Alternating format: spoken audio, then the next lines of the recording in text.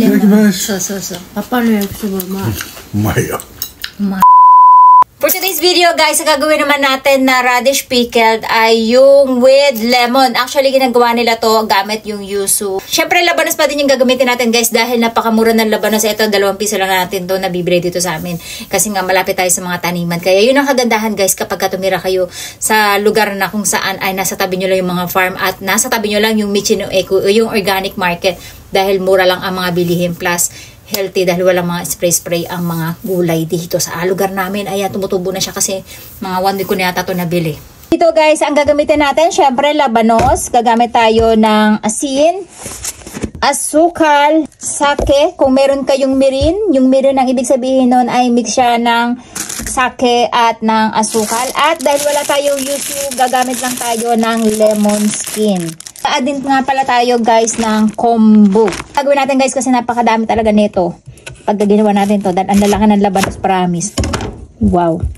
Nakita nyo yan, ang tubig. At yung parang namumuo na yan, sugar na yan guys. Pagka ganitong labanos, mas masasarap guys kasi punong-puno ng tubig. Gamit na tayo ng peeler para mas mabilis. Ayan.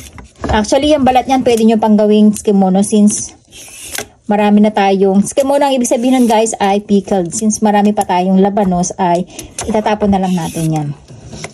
Ngayon kung nagpa-farming kayo, pwede nyo yung gawing pataba at itapon dun sa inyong farm.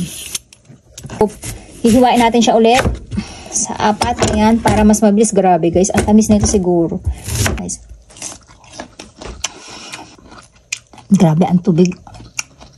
So ang gagawin naman natin ngayon guys ay hihiwain natin siya ng parang French fries size na mas maninipis naman siya. And then after nyan, maglalagay lang tayo ng 1 kutsarang asin at ibababad natin siya overnight. Ito yung para kumatas pa yung extrang sabaw niya.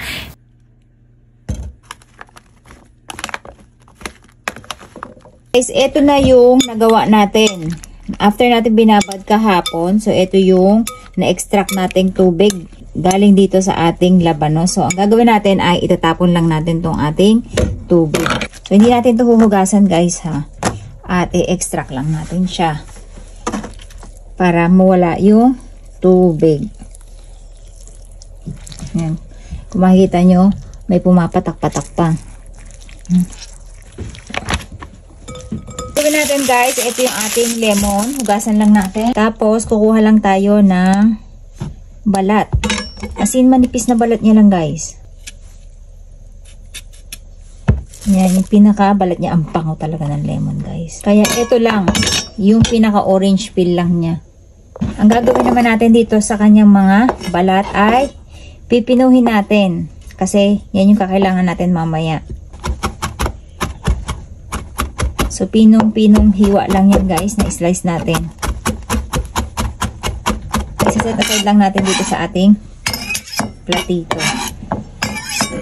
Dito sa ating maliit na kaldero, maglalagay lang tayo ng 3 kutsarang asukal.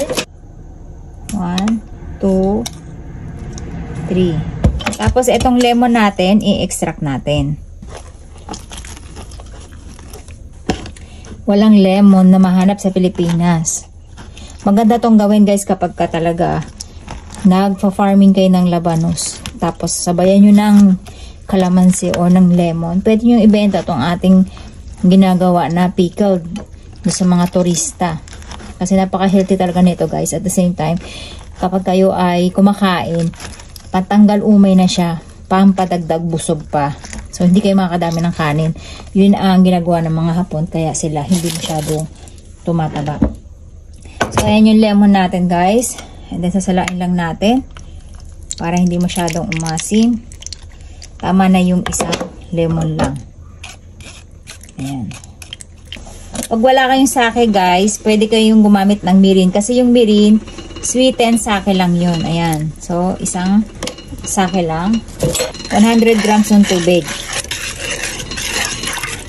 Tapos so ayan guys, papakuluan lang natin hanggang sa matunaw yung kanyang asukal. So ito na guys yung ating syrup. Na-boil na natin siya.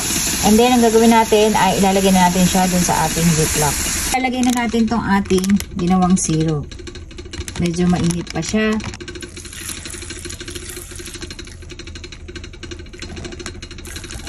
Mix lang natin.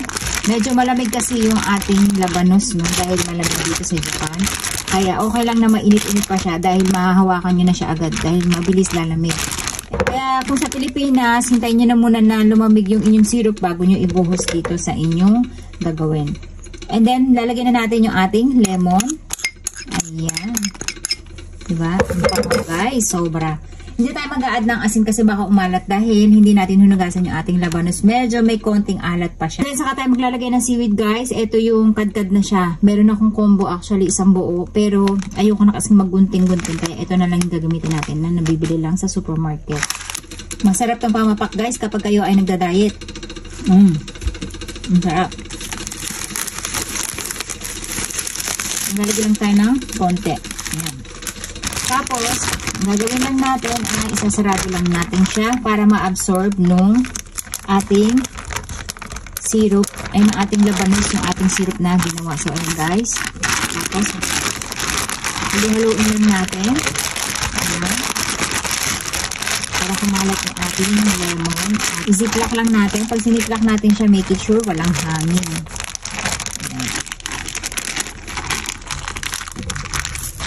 Okay. Tapos saka natin siya i-lock. Tapos makakain natin to siguro mga after 1 day pa. Pero pwede na itong kainin mamayang gabi kung umaga tayong gumawa ngayon. Bukas na natin siya kakainin. So, ayan. The next day.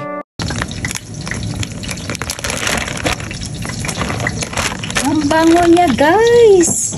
Grabe. Amoy utot na amoy lemon. Ganun yung amoy niya. So, i-judge natin to. Kasama si Papa. Ayan. Ganyan yung itsura niya, guys. Dito tayo nagpapakabusog sa mga ganito. Kaya yung mga Hapon, guys, mahilig sa mga side dish. Kasi dyan sila. Tikman na natin yung ating radish na lemon pickled. Yung request ni Papa na pickled lemon, siya munang unang titikim. Kasi siya talaga yung nag-request nito na gawin ko daw. Oh. 柚子だけどレモンなんだよね。いただきます。そうそうそう。パパの焼きそばうまい。うまいよ。うまい。うまい。ちゃんとさっぱり。 Sabi ko masarap, di ba? すごいさっぱりしててうまい。